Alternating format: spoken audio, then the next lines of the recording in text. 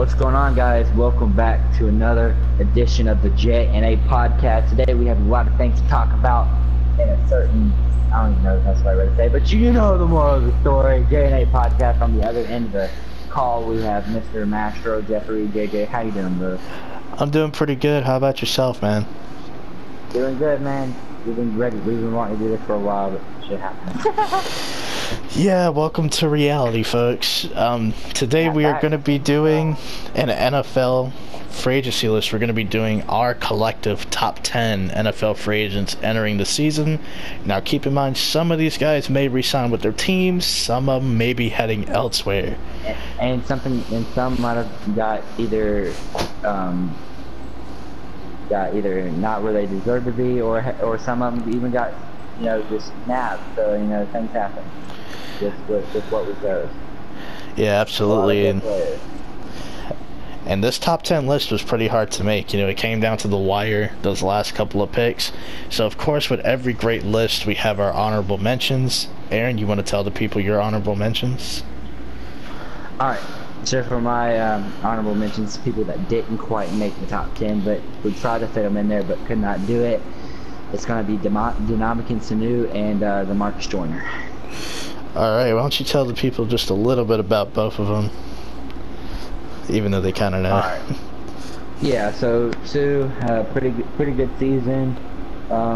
People realize his best game was probably in the championship game, or was it divisional round game? One of those, probably champion. I think it was a championship game. And he really showed, he showed his worth. And the same thing for Marcus Joyner. They were the same team. They rocked out together, made the Super Bowl, was not able to quite win it, but Marcus Joyner, one of the safeties that can truly lock down a tight end or hell, even a running back. So that's why he made almost my top 10. Absolutely. Ndamukong Suh coming on strong there in the postseason. Better late than never. And Marcus Joyner, versatility and an exciting player to watch for sure. Now, of course, my honorable mentions.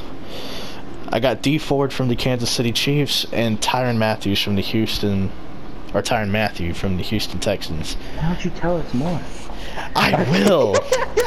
Believe it or not. So D Ford, a lot of people are going to remember him for lining up in the neutral zone on what would have been Tom Brady's third interception. But overall, outside of that terrible moment, he had 13 sacks in the regular season. Him and Chris Jones were a pretty good tandem for Kansas City. And D Ford, man, probably the best year he's had in his career, ironically, when his contract's up. Which is a good thing, because that means more teams will be eyeing on you. And for Tyrann Mathieu, one of those players who injuries have kind of hurt him, but when he's on the field, he offers a lot of versatility, kind of a positionless player in the secondary, but his home will definitely be at the free safety spot. Yeah, for sure. That's why we couldn't get him in there somewhere, but there's only some spot. Yeah, you gotta think, we got some incredible players in this top 10. And for you guys, of course, that follow the NFL pretty closely, you'll understand what we're talking about. But you think they're ready for it? Nobody follows it more than us. I don't think they're ready for it. But we need to hit them with it anyways. You guys, life is hard. Listen, I gotta start out at number 10. So the number 10 free agent on our list, you're going to have to go to Minnesota to find this guy. But we got Anthony Barr from the Minnesota Vikings. Anthony Barr, a little quick story about him. Of course, he's a very fast and really good athlete overall. In college, he played in a 3-4 system at the University of UCLA, so go Bruins. But he played at UCLA, and he was more of a pass rusher. Of course, he comes to the NFL, comes to Mike Zimmer's defense, plays a 4-3 outside linebacker role, and he's kind of developed good coverage overall, and he's still kept some of those pass rushing moves, and he's a hell of an athlete. So I feel like a lot of different teams are going to be in the market for him, whether it's 4-3, 3-4, or hybrid. I think if I had to compare like a player that can kind of do what he does, which is cover, still get pressure, and just a heck of an athlete, I'd probably say Dante Hightower for the Patriots. Because he's one of those guys who plays in a hybrid defense, is asked to do a lot of things, And maybe Anthony Barr finds himself in a defense that fits what he likes to do. Yeah. So, you want me to go to 9? Absolutely, man. Let's do it. Alright, so at number 9, we're going to have C.J. Mosley. Me and JJ had a little discussion about this because we didn't know if we should put Marcus Joyner here or C.J. Mosley. We asked the main question, would you rather have another linebacker or a safety to build your team? We chose C.J. Mosley. This guy is one hell of an athlete. He's all over the field. And he's only 26, we looked up, right? And that's really good to have young linebacker. And it was a hard choice, but we ended up going with C.J. Mosley, and that he can get himself a good contract. Absolutely. I think a lot of different teams will definitely be in the market for CJ's, what he brings to the table. They'll definitely be in on C.J. Mosley. Now, we do have to go to the 12th man for this next pick, and that is going to be Frank Clark at number 8. Frank Clark really slept on, in my opinion. Even Aaron's starting to come around to him. Yeah, Aaron's starting to come around to him. He's really been slept on. We all have our guys that we're kind of high on, and we feel like, yeah, this is the year they're going to do something. This is the year they're going to break out, get their name on the map. And that was kind of the year for Frank Clark. He had 13 sacks on the season. He was pretty good at run defense as well. And even in that playoff game against Dallas, he may have not gotten any constant pressure on the quarterback, but he was pretty good in run defense overall. And Frank Clark is one of those players who I think is going to keep rising. He has a 6'3", 265 build. He could either play defensive end or outside linebacker potentially in a 3-4 defense. But I think Seattle would definitely want to re-sign him. But we're not going to predict where these guys go or what happens. But yeah, because that would ruin the fun. Exactly. So speculate. So Frank Clark, just one of those players. He keeps getting better every season. Every single year he's increasing his sack total. So hopefully he just keeps it up and gets a new contract and plays well. Yeah, for sure. All right. You ready to move on to number 7? Number 7. So close. So close. Alright, Trey Flowers. This is more of a thing that I pretty much agree with you on, because this is where in the list where we started getting not mixed up, but we wasn't quite sure. Trey Flowers is really good. He's one hell of a player. He can get to the quarterback. This is one of the matchups constructs I was having with Frank Clark. I didn't know where he deserved to be, if he deserved to be higher or lower. We ended up putting him here, and he's pretty good. That's another player that I would pay if I was a GM, because he deserves it in my eyes. I don't know about you, but I'd give him the money he deserves. Yeah, absolutely. He was originally in my list, by the way, just for everyone. I was curious. What? He was originally in my list, when we broke it down, but we kind of came to the decision that, yeah, there's somebody who we'll talk about in just a little bit that should be higher than him. Yeah. So I mean, I'm glad to put him there. He deserved it. I would give him his contract. Yeah, absolutely. He's a heck of a player, and in the playoffs he's been pretty huge for the Patriots as well. And also, one other thing, a guy that used to play for New England ended up getting a contract playing really well. He was also a defensive end, Akeem Hicks for the Bears. Oh. Yeah, good guy. I like him too. He's a heck of a ball player. But here we go at number 6. Originally on your list, we slotted him in at number 6. We have Landon Collins from the New York Giants. So there were a few rumors going around about Landon Collins throughout the regular season. He could be traded. He originally didn't want to talk to the Giants. They couldn't get a 3rd round pick to trade for Landon Collins for some weird reason. But Landon Collins is going to hit the open market. And he's more of an in-the-box player, very physical. He's decent in coverage, probably even better than decent, above average, I would say. Yeah. But overall, he's going to bring it in the run game. He's 6 foot, 218 pounds. He's very physical, could be a sub linebacker at times, can come down in the box. That's kind of where his strength is, because he's a physical player. And I feel like a lot of teams will be in the market for that if the Giants happen to not bring him back.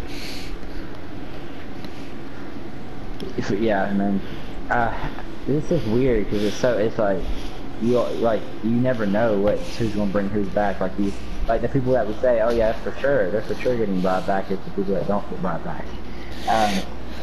So yeah, it's the beauty of it. With that, I think we're gonna move on to number 5. Number 5. So look at that, we're already halfway through. We didn't mumble on for 30 minutes. Big facts, man. This was fun. All right. So number 5, somebody that I wouldn't necessarily say I fought for, but I probably would have if he would have made a scene. I mean, I would have.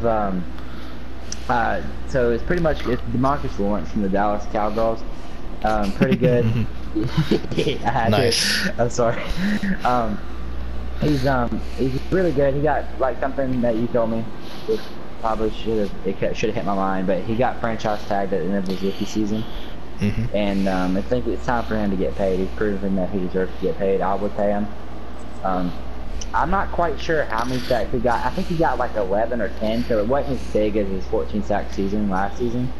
It wasn't as big. But I was agreeing with you, saying it wasn't as big as his previous year. Yeah, it wasn't as big as his previous year, but that's still pretty good in this league to get to, that. I mean, you might think 10 sacks, but those 10 sacks could have came when they needed it. You know what I'm saying? So, in my eyes, he deserves to be higher than Trey. He deserves that payday. And, we're not supposed to do this, but I think the Cowgirls are going to give it to him. And the reason we kind of put DeMarcus Lawrence over Trey Flowers is because, I feel like a lot of teams would be a little bit more interested in DeMarcus Lawrence because, similar. Maybe? Well, it's not even just that, because I think Trey Flowers is a year or two older, but it's not even just that. It's the fact that, kind of like with Frank Clark, they're like the same size. So if multiple defenses could look at him, multiple different schemes could be like, oh, this guy probably play outside linebacker in our 3-4.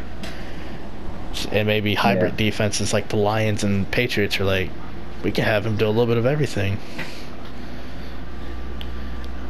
But absolutely. This is going to be interesting. What would you put at number 4? Oh, at number 4, I mean, we got to go to the ATL. And we got to talk about our guy, Grady Jarrett. Grady Jarrett, man. Let me tell you about this fan, Grady Jarrett. Just a dominant player. I've kind of been expecting it from the very beginning. Being able to watch him at Clemson, and they have the opportunity in this year's draft, the Falcons, that being to pair up a Clemson defensive lineman. That would be so dope, dude. Yeah, so Grady Jarrett, an absolute stud, wasn't a first rounder, I don't believe, and he's just been a dominant player. And Aaron's a Falcons fan, so he'd be able to tell you more like about him, but he can get sacks at the defensive tackle spot as well. He got more sacks than 2 of our left ends. Yeah, and here's the thing, right? The only 2 defensive tackles that had more sacks than him, I believe, were Fletcher Cox and Aaron Donald, which isn't bad company to be a part of. Not at all. To be top 3 as a defensive tackle, at the defensive tackle position in sacks, that's pretty good. So absolutely, Grady Jarrett's a stud, and I think I think it should be the Falcons, but somebody's going to pay this dude. I'm pretty sure it's going to be the Falcons. No speculation. Yeah, more speculations for the people. And, he's listed as 6 foot, 305 pounds. He can be a defensive tackle in all schemes pretty much. But Grady Jarrett's going to wreak havoc. He's proven that in his Super Bowl debut against the Patriots. He's proven that throughout his career. And he's 25 years old, so he's going to enter his prime. A ripe 25-year-old. All right, Aaron, look at that. We're already in the top 3. No way. Yeah, man. All right. It's kind of crazy. So, straight to it. Yeah, most likely, y'all don't know. Most people would know he has to be in the top 3. I'm gonna have to go with Earl Thomas. Sometimes, I would want to put him higher, but something I really didn't talk about JJ when we were doing this is because I wanted to bring it up in the podcast. He has had 2 out of his last 3 seasons injury riddled. Yeah. You never know. You never know if that will happen again. So I couldn't put him up there. Like, obviously that's up there, but I couldn't put him at 2 mainly because of injuries. I didn't want to give it. You know what I'm saying? I wanted to give somebody that could stay healthy, which you'll see later. He's one hell of a player, one of the best free safeties in the game. All he wanted was to get paid, and he didn't. They want that, and he's gonna finally get paid, luckily. So he's all over the field. He can cover. He's literally he can be everywhere, and that's what makes Earl Thomas Earl Thomas.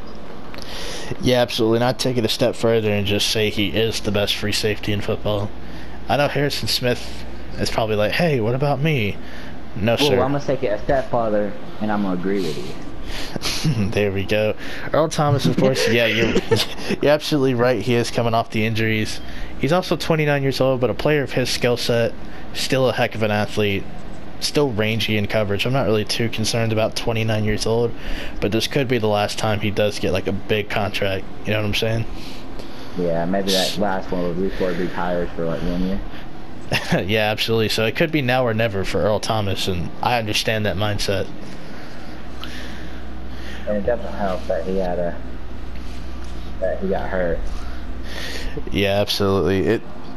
But we're gonna go ahead and go to number 2. He is the last player from my side of the list, and we're gonna go ahead. Well, technically, we both agreed on number 1. Yeah, we both agreed on number 1, and it's gonna be pretty obvious here once I say number 2.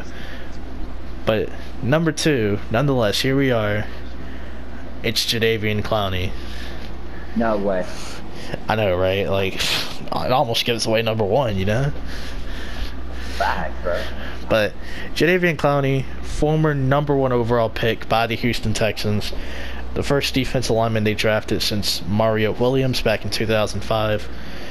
He had an injury-riddled rookie season, followed by some injuries in his sophomore season, but he's been pretty reliable after that, and he has been an absolute freak of nature the last 2 years. And even in J.J. Watt's absence, I mean, he's pretty much picked it up for him as well. He's still a heck of an athlete, 25 years old, so he'll be entering his prime, most likely. And listen, if Houston, for some reason, does not bring this man back, I will pretty much guarantee a lot of teams will break the bank to bring this guy in. I mean, he's an absolute freak of nature.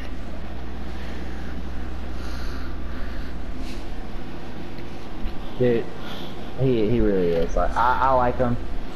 Would you? Obviously you wouldn't, but obviously he's not a free agent. But how would you compare him up against a guy like J.J. Watt? Comparing him to his teammate J.J. Watt, well, I mean, I can't really tell you who I'd rather have. Like in that instance, J.J. Watt is 29 years old. He is coming off a few injuries as of recent in his career. Jadeveon Clowney's 25 years old. Yeah, absolutely. J.J. Watt, I love him. You know, I love watching him play. I feel like it's more exciting to see him on the TV than it is to see him watching the game just like us. So, you know, I'm glad that he's on the field. He is going to enter, like, his 30s pretty soon. Jadeveon Clowney's still young and ripe, and he's going to get paid. But I can't tell you who I'd rather have, but they're both terrific. Alright. Are you ready to reveal number 1? I think we are. Alright. Ladies and gentlemen, number 1 for the top 10 free agents, Colin Kaepernick. Ah, so close. What Steve Harvey meant to say was LeVeon Bell. Ah, so close. That was great. Number 1, Nick Foles. No, I'm just playing. He just got tagged. LeVeon Bell gets number 1 because he's Le'Veon Bell to start off, and not only is he Le'Veon Bell, he is Le'Veon Bell with a fresh pair of legs. Tell him. And I don't know about you, but if I'm the coach GM, I want that running back with a fresh pair of legs, man. Yeah, if I'm any team in the NFL that's lacking in the run game, I want a running back with a fresh pair of legs. Let me tell you. So, do you how did so obviously Le'Veon Bell did sit out all of last season. And a lot of people take advantage of that though. That's what I'm worried about. Yeah, like did he slack off or was he just in the gym every day doing his thing? He strikes me as the guy that would just work every day because fun story when he came into the NFL. With the Florida pick? Yeah, man, because when he entered the NFL, he was like 25 pounds heavier than what he's listed today, which is at 225, and he lost a lot of weight. He turned a lot of that fat into muscle as well along the process, and here we are. He's Le'Veon Bell. Oh, he was basically the size of a fullback coming out of Michigan State. And now look at him. Arguably, when he's on the field, maybe not even arguably for some people, he is the best running back. Yeah, my. But obviously, this is going to be the most interesting of the free agents, which is why we both agreed, like, unanimous number one. Because there are some teams with a lot of cap space, even in the area he would like to be in, that could just drop a ton of cash at his doorsteps. Including who you name dropped, the Indianapolis Colts. Yeah, I started to drop names, but I have to. You know, I remember saying that like 3 months ago, like, he should go to the Colts. So, if he goes there, I want to be referred to as Tony Romo, because I predicted that.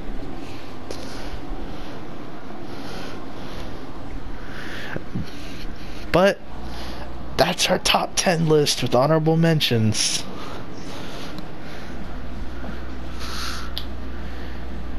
So, y'all know what to do.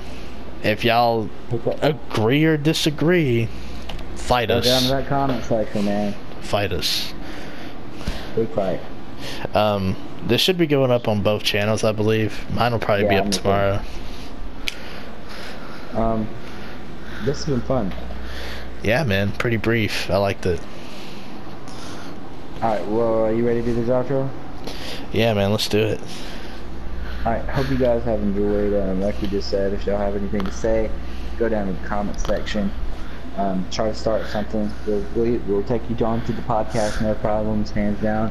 Talk to you about how you feel, give you extra clout. Cause you know, and yeah, I don't know about you, but it's been fun, man. Absolutely, it's been fun, and good luck to these free agents. I hope that they get paid and get put in the right situation. Facts. And if they want to stay with their team, let them stay with their team. I'm all for it. Except Le'Veon Bell, you gotta go. Yeah, fuck me. Alright guys, peace out. Peace out.